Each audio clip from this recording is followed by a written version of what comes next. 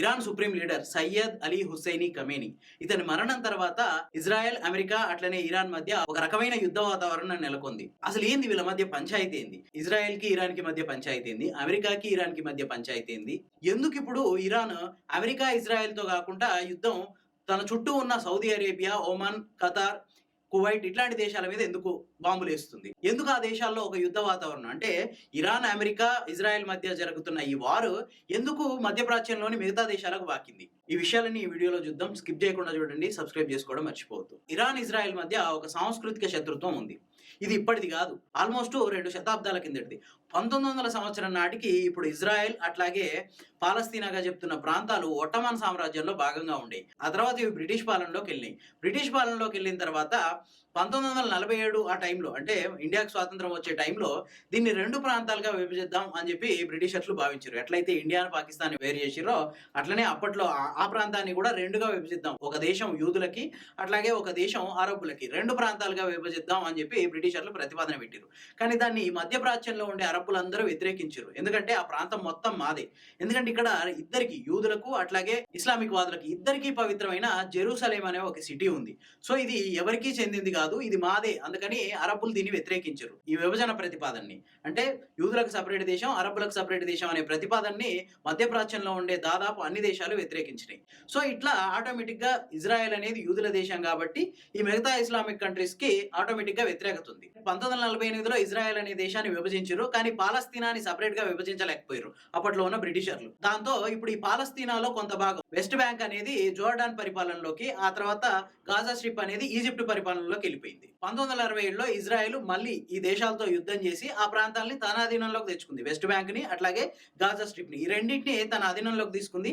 ఆ తర్వాత కొంతకాలానికి వెస్ట్ బ్యాంక్ లో పాలస్తీనియన్ గవర్నమెంట్ అనేది ఏర్పడ్డది. దాన్ని కొన్ని దేశాలు గుర్తించినాయి, కొన్ని దేశాలు గుర్తించలేదు అధికారికంగా. ఈ గాజా స్ట్రిప్ అనేది 2005 సంవత్సరం తర్వాత దీని మీద ఉన్న పూర్తి నియంత్రణని ఇజ్రాయెల్ వదిలేసింది. దాంతో గాజా స్ట్రిప్ లో హమాస్ గవర్నమెంట్ ఏర్పడ్డది. 1979 వరకు ఇరాన్ కి, ఇజ్రాయెల్ కి మధ్య కొంత సంబంధాలు బాగానే ఉండేవి. సరే, మతపరమైన శత్రుత్వం ఎట్లున్నా ఈ వ్యాపార సంబంధాలు కానీ, వాణిజ్య సంబంధాలు కానీ, ఆర్థిక సంబంధాలు కానీ పెద్దగా ఇద్దరి మధ్యలో పెద్దగా శత్రుత్వం ఏం లేదు. 1979 తర్వాత ఇరాన్ లో ఇస్లామిక్ రెవల్యూషన్ వచ్చి పూర్తిగా ఇస్లామిక్ పాలన ఏర్పడ్డది. అంటే షరియా చట్టాలకు అనుగుణంగా ఆ పాలన సాగుద్ది అనమాట.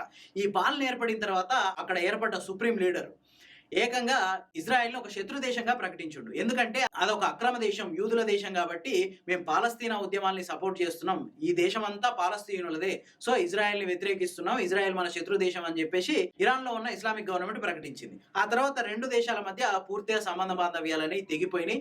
2 ఒక శత్రు దేశాలలాగా మిగిలిపోయినాయి. కొత్తగా వచ్చిన పంచాయతీ ఏంటంటే ఆటోమేటిక్ గా ఇజ్రాయెల్ అనేది ఇరాన్ కి శత్రు దేశం అని ఇరానే ప్రకటించుకుంది. ఇరాన్ చేస్తున్న అణుశక్తి పరీక్షలే ఇవే ప్రధానంగా ఇప్పుడు ఇజ్రాయెల్ గానీ, అమెరికా గానీ ఆ దాడులకి, ఖమేనీని చంపడానికి ప్రధాన కారణంగా చూపుతున్నాయి. సాధారణంగా మనకు ప్రకృతిలో యురేనియం 235 అనే ఒక ధాతువు దొరుకుద్ది.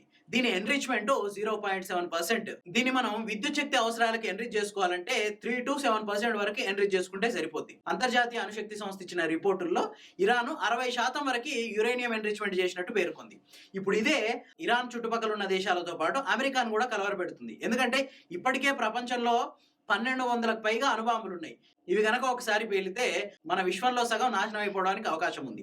అట్లాంటిది మరో కొత్త దేశం అణ్వాయుధాలని తయారు చేసుకుంటే అందులో అదొక ఉగ్రవాద దేశం, పూర్తిగా ఒక ఇస్లామిక్ వాదంతో నడిచే దేశం. ఇట్లాంటి దేశం గనక అణ్వాయుధాలని తయారు చేసుకుంటే ఆ చుట్టుపక్కల ఉన్న అన్ని దేశాలతో పాటు అమెరికా కూడా ఒక తలనొప్పి కింద తయారయ్యే అవకాశం ఉంది. మీరు అణ్వాయుధాలు తయారు చేస్తున్నారు, దీన్ని ఆపేయండి అని చెప్పి ఎప్పటి నుంచో అమెరికా హెచ్చరికలు జారీ చేసుకుంటూ వస్తుంది. కానీ ఇరాన్ చెప్తున్నది ఏంటంటే మేము కేవలం విద్యుత్ శక్తి అవసరాల కోసం మాత్రమే యురేనియం ఎన్రిచ్మెంట్ చేసుకుంటున్నాం అని చెప్తారు. అయితే మరి విద్యుత్ శక్తి అవసరాలకైతే 3 to 7% ఎన్రిచ్మెంట్ సరిపోద్ది, మరి 60% ఎన్రిచ్మెంట్ ఎందుకు? ఇదే ఇప్పుడు ప్రపంచం ఇరాన్ ముందు పెట్టే క్వశ్చన్.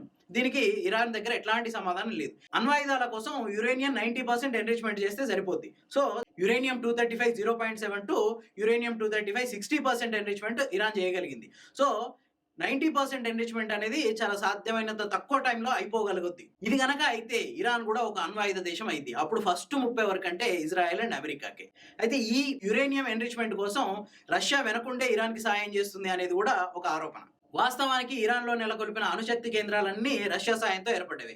సో, ఈ నేపథ్యంలోనే America and Israel Iran supreme leader ఖమేనీని హతమార్చినాయి. మరి అట్లాంటి టైంలో ఇరాన్ అనేది పూర్తిగా అమెరికాతో, ఇజ్రాయెల్‌తో కదా తలపడాల్సింది. కానీ చుట్టూ ఉన్న సౌదీ అరేబియా, ఒమాన్, ఖతార్ ఇట్లాంటి దేశాల మీద ఎందుకు బాంబుల వర్షం కురిపిస్తుంది? అంటే ఈ దేశాలన్నీ అమెరికా సాయుధ బలగాలకి, అమెరికా క్యాంపులకి అనుమతులు ఇచ్చినాయి వాళ్ళ దేశాల్లో. అంటే ఇరాన్ చుట్టూ ఒక రకమైన వ్యూహం బన్ని పెట్టింది. అంటే ఇరాన్ గనక ప్రమాదకరంగా తయారైతే ఈ దేశాలన్నిటిని అమెరికా తన బేసులుగా వాడుకొని డైరెక్ట్‌గా ఇరాన్ మీద యుద్ధం చేయొచ్చు అనేది అమెరికా వ్యూహం. ఇప్పుడు ఈ నేపథ్యంలోనే ఎక్కడెక్కడ ఏ దేశాల్లో అయితే అమెరికాకు సంబంధించిన క్యాంపులు ఉన్నాయో ఆ క్యాంపుల మీద బాంబుల వర్షం కురిపిస్తుంది. అంతర్జాతీయంగా కూడా అమెరికాని ఇరుకున పెట్టొచ్చు. సౌదీ అరేబియా, ఒమాన్, ఖతార్ ఇయన్నీ ఆయిల్ రిచ్ కంట్రీస్. సౌదీ అరేబియాలో ఉన్న అతిపెద్ద ఆయిల్ రిఫైనరీ మీద కూడా ఇరాన్ బాంబేసింది. అది ఆల్మోస్ట్ ధ్వంసం అయిపోయింది అనే వార్తలు వస్తున్నాయి. ఈ నేపథ్యంలో ప్రపంచంలో ఒక చమురు కొరత ఏర్పడే అవకాశం ఉంది. సో, ప్రపంచ దేశాలన్నీ అమెరికా మీద ఒత్తిడి తెచ్చి ఇరాన్ మీద ఇంతకంటే ఎక్కువ చర్యలకు ముందుకెళ్లకుండా ఆపడానికి అవకాశం ఉంది అనే ఉద్దేశంతోటే ఇరాన్ ఇప్పుడు తన చుట్టూ ఉన్న దేశాల మీద